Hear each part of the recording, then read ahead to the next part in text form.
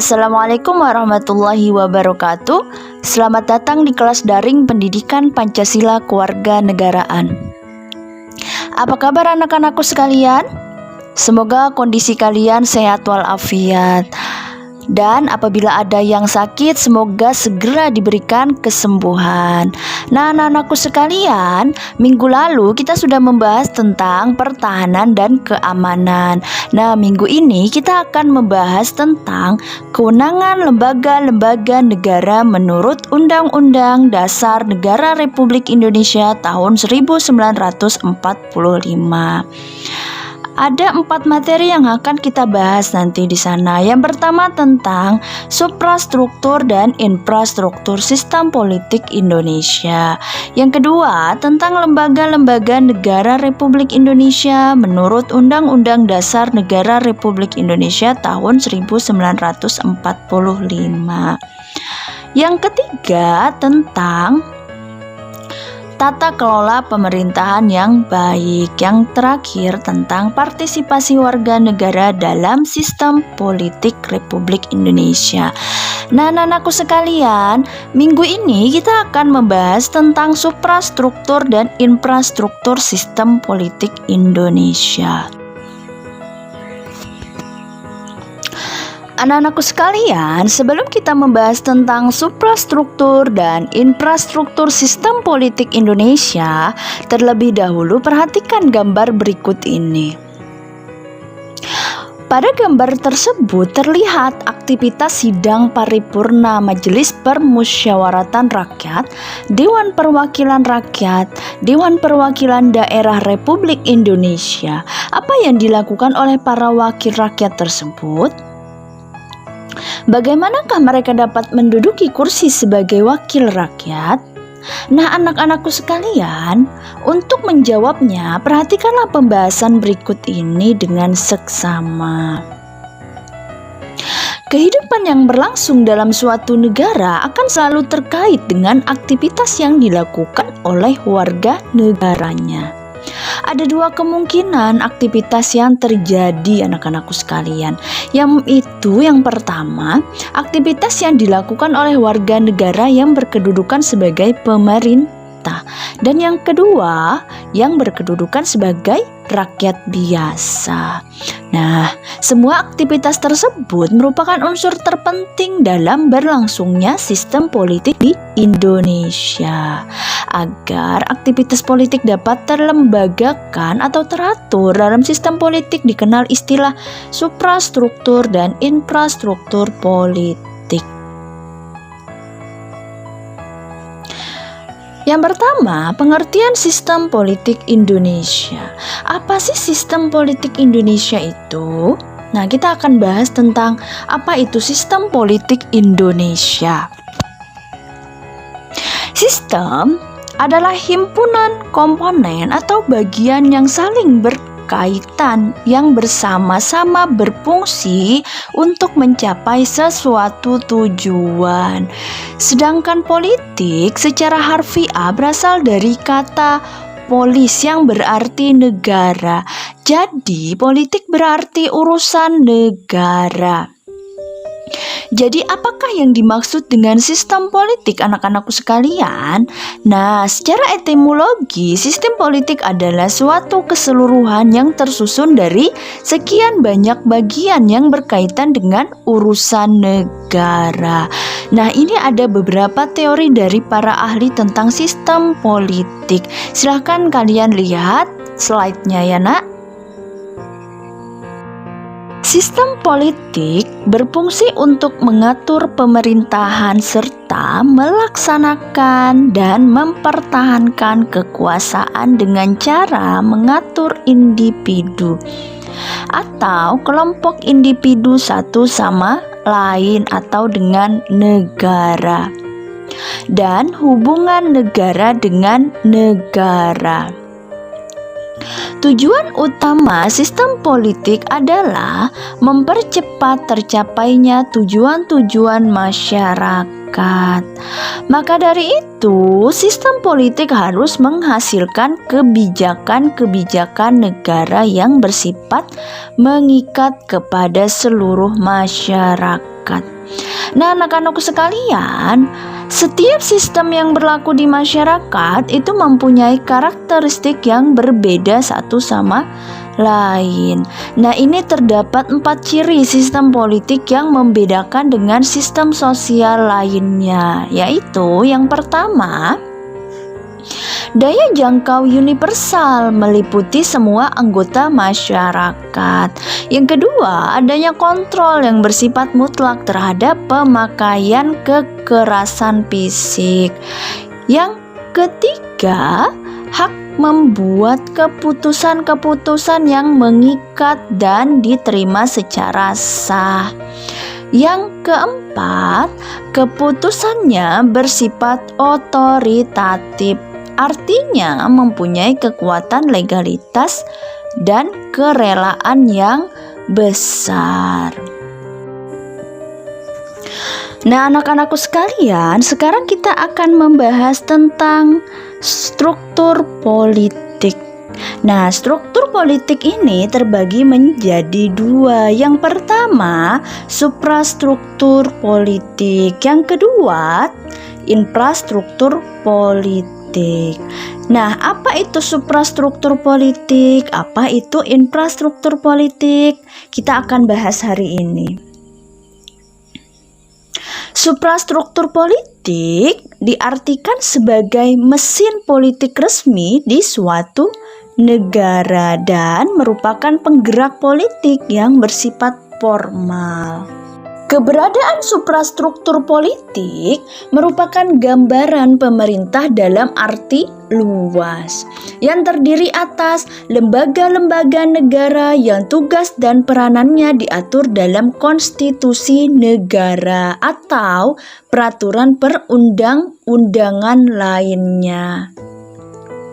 Konstitusi Indonesia, yaitu Undang-Undang Dasar Negara Republik Indonesia tahun 1945, telah mengatur keberadaan suprastruktur politik Indonesia, mulai dari tugas, fungsi, wewenang, sampai susunan dan kedudukannya. Aturan tersebut dijabarkan kembali melalui undang-undang. Nah, anak-anakku sekalian, adapun yang menjadi kekuatan suprastruktur politik yang tergolong ke dalam Lembaga Tinggi Negara Indonesia adalah MPR, Majelis Permusyawaratan Rakyat, DPR, Dewan Perwakilan Rakyat, DPD, Dewan Perwakilan Daerah, KY, Komisi Yudisial, MK, Mahkamah Konstitusi, BPK, Badan Penyelidik Keuangan, Presiden, dan MA, Mahkamah Agung. Itulah kekuatan-kekuatan dari suprastruktur politik. Struktur politik yang kedua yakni infrastruktur politik. Nah, anak-anakku sekalian, setelah kita mempelajari kekuatan suprastruktur politik di Indonesia, nah, kali ini kita akan membahas tentang kekuatan infrastruktur politik. Apa sih itu infrastruktur politik? Nah, infrastruktur politik adalah kelompok-kelompok kekuatan politik dalam masyarakat yang turut berpartisipasi secara aktif. Kelompok-kelompok tersebut dapat berperan menjadi pelaku politik tidak formal dan turut serta dalam membentuk kebijakan negara. Pada dasarnya, organisasi yang tidak termasuk dalam birokrasi pemerintahan merupakan kekuatan infrastruktur politik. Setiap organisasi non-pemerintahan termasuk kekuatan infrastruktur politik. Nah, anak-anakku sekalian, jika kita klasifikasikan, terdapat 4 organisasi atau kelompok yang menjadi kekuatan infrastruktur politik, yaitu partai politik, kelompok kepentingan, kelompok penekan, dan media komunikasi. Nah, anak-anakku sekalian, Ibu akan menjelaskan sedikit apa itu partai politik, apa itu kelompok kepentingan, apa itu kelompok penekan, dan media komunikasi politik. Nah, partai politik yaitu organisasi politik yang dibentuk oleh sekelompok warga negara Indonesia secara sukarela atas dasar persamaan kehendak dan cita-cita untuk memperjuangkan kepentingan anggota, masyarakat, bangsa, dan negara melalui pemilihan umum. Nah, yang kedua ada kelompok kepentingan, interest group. Nah, apa sih kelompok kepentingan itu anak-anakku sekalian? Nah, kelompok kepentingan itu adalah kelompok yang mempunyai kepentingan terhadap kebijakan politik negara. Kelompok kepentingan bisa menghimpun atau mengeluarkan dana dan tenaganya untuk melaksanakan tindakan politik yang biasanya berada di luar tugas partai politik. Nah, anak-anakku sekalian, untuk mewujudkan tujuannya tidak menutup kemungkinan kelompok kepentingan ini melakukan negosiasi dan mencari dukungan kepada masyarakat perseorangan atau kelompok masyarakat. Nah, ini ada contoh dari kelompok kepentingan. Ada elit politik, ada pembayar pajak, ada serikat dagang, ada lembaga swadaya masyarakat atau kita singkat LSM, ada serikat buruh. Nah, yang ketiga ada kelompok penekan, pressure group. Apa sih itu kelompok penekan anak-anakku sekalian?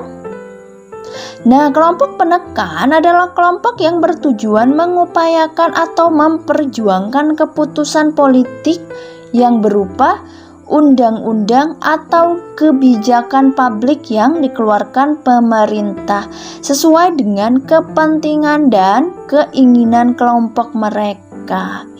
Nah, biasanya anak-anakku sekalian, kelompok ini tampil ke depan dengan berbagai cara untuk menciptakan pendapat umum yang mendukung keinginan kelompok mereka. Misalnya dengan cara demonstrasi, aksi mogok, dan lain sebagainya. Nah, yang keempat ada media komunikasi politik. Ada yang tahu apa itu media komunikasi politik anak-anakku sekalian? Nah, media komunikasi politik adalah sarana atau alat komunikasi politik dalam proses penyampaian informasi dan pendapat politik secara tidak langsung, baik terhadap pemerintah maupun masyarakat pada umumnya. Nah, anak-anakku sekalian, ini sarana media komunikasi. Di antaranya adalah media cetak seperti koran, majalah, buletin, brosur, tabloid, dan sebagainya. Nah, sementara itu media elektronik itu seperti apa? Seperti televisi, radio, internet, dan sebagainya. Nah, media komunikasi itu anak-anakku sekalian diharapkan mampu mengolah, mengedarkan informasi, bahkan mencari aspirasi pendapat sebagai berita politik. Sebelum kita mengakhiri pembelajaran kali ini, silahkan lihat evaluasinya dan kerjakan dengan jawaban yang benar. Semoga pembelajaran kali ini bermanfaat untuk kalian. Apabila ada pembelajaran materi yang belum kalian pahami, silahkan kalian tanyakan. Sekian dari Ibu akhiri. Wassalamualaikum warahmatullahi wabarakatuh.